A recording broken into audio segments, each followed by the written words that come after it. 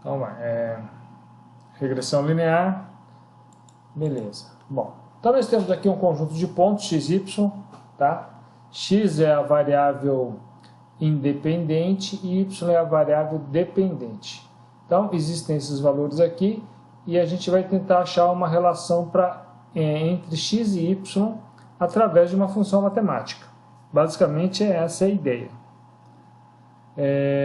Aqui nós vamos, então, aqui está o eixo y, esse vertical, ou o eixo das ordenadas, e esse horizontal é o eixo x, ou o eixo das abscissas. E aqui estão os pontos, né? E aí, como que a gente pode estabelecer uma relação? Qual a melhor relação entre esses pontos aí através de uma função, né? Às vezes não é fácil. Bom, o que a gente faz, né? A gente usa um método chamado método dos mínimos quadrados, em que a distância entre o ponto experimental e o ponto da curva vai ser um valor mínimo. Essa aqui é a técnica, né? É o chamado método dos mínimos quadrados. Essa distância, y, é uma distância vertical. Depois eu vou mostrar melhor onde estão esses pontos aí, ok? Então, essa é a ideia do método, tá? Ele serve só para reta? Não, serve para qualquer tipo de curva, tá? Inclusive serve para ajuste com uma variável dependente, 2, 3, 4 variáveis independentes, tá? A gente vai ficar no caso mais simples. Bom, aqui está aquela curva, tá? Eu falei que o método que a gente usa é o método dos mínimos quadrados, ok? Aqui estão os pontos. E qual que é a melhor curva? Né? O que vocês acham? Seria a curva vermelha ou a curva verde? Qual que parece que está mais próxima dos pontos em que essa distância vertical diminui? Né? Que o erro é mínimo? Podem falar. A verde? A priori é a verde, tá? Muito bem.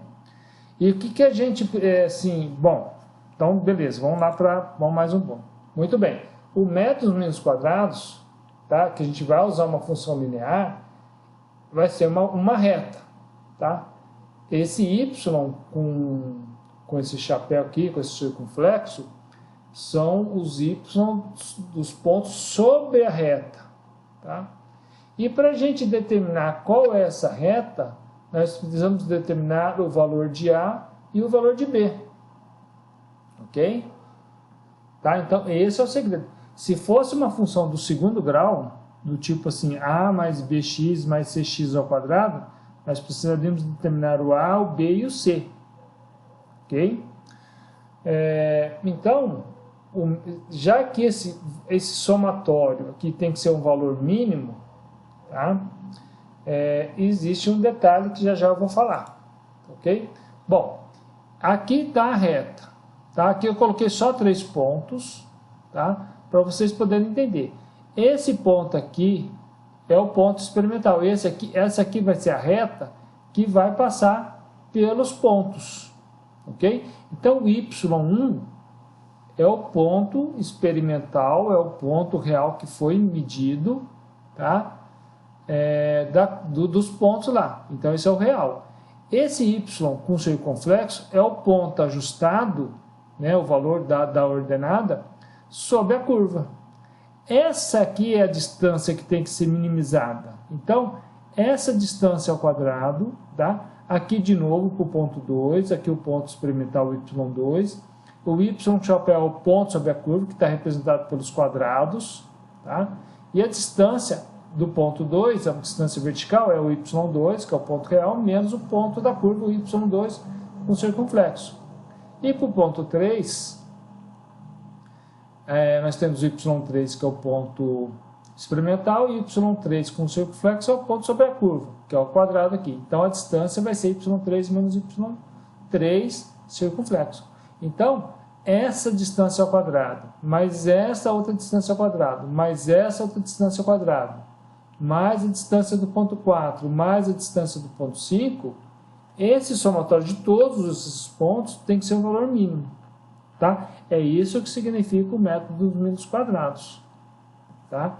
Essa reta vermelha, né, ela pode ser um pouco mais para cima, um pouco mais para baixo, mas para a gente determinar como é uma reta, nós precisamos do coeficiente linear da reta e do coeficiente angular, ou seja, a gente precisa, no caso do A e do B. Tudo bem até aí? Tranquilo? Tá? Qualquer dúvida, vocês... Então, ó, o que a gente está falando dos métodos quadrados? Que essa diferença ao quadrado tem que ser um valor mínimo. Então, nós vamos substituir no lugar do y com chapéu os valores da reta. Então, vai ser o valor experimental menos os valores aqui da reta. Se aqui fosse uma função, uma parábola, uma função de segundo grau, nós íamos substituir aqui pela função do segundo grau. Toda essa diferença ao quadrado. Tá? Então, ó, vamos chamar de uma função a de b, alguns chamam de f, de s, outros de m, cada um chama um valor. Tá?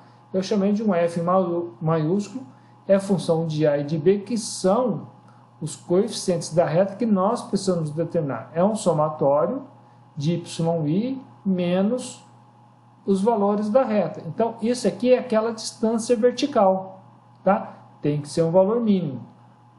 Para que o valor seja mínimo, a derivada da função em relação a b, de AB em relação a A, tem que ser zero.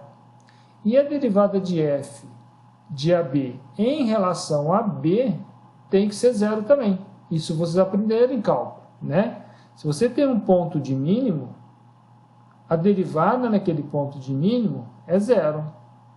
Se você tiver um ponto de máximo também, máximo relativo, a derivada naquele ponto é zero. Beleza. Quando a gente deriva o f em relação a A e deriva a função em relação a B igual a zero, o A, ok, a gente encontra. O B, ok, a gente encontra. Então, nós já sabemos calcular o A e o B. Tá? Pelo menos, teoricamente, vocês sabem fazer. Tá? Muito bem. Só que nós vamos pegar um atalho. Né? Eu aprendi desse jeito na engenharia, né? Pegando o atalho. E eu não vou entrar em detalhes da derivada daquela expressão anterior, do slide anterior, que dá uma trabalheira. Quando pega a função maior, então vai pegando funções que tem mais para dar um trabalho. Mas tem um jeito fácil de fazer. Tá? Bom, o que nós precisamos entender? Um detalhe. Tá? O somatório das funções de y calculadas sob a curva é igual ao somatório de y dos pontos experimentais. Isso aqui é uma igualdade. Tá? E eu vou fazer o seguinte, tá? Precisamos entender que o somatório que a gente está fazendo é y variando de 1 até o número total de pontos. Eu vou deixar só somatório, para ficar mais fácil, tá? Ficar melhor visualmente. Mas entendam que esse somatório vai de todos os pontos.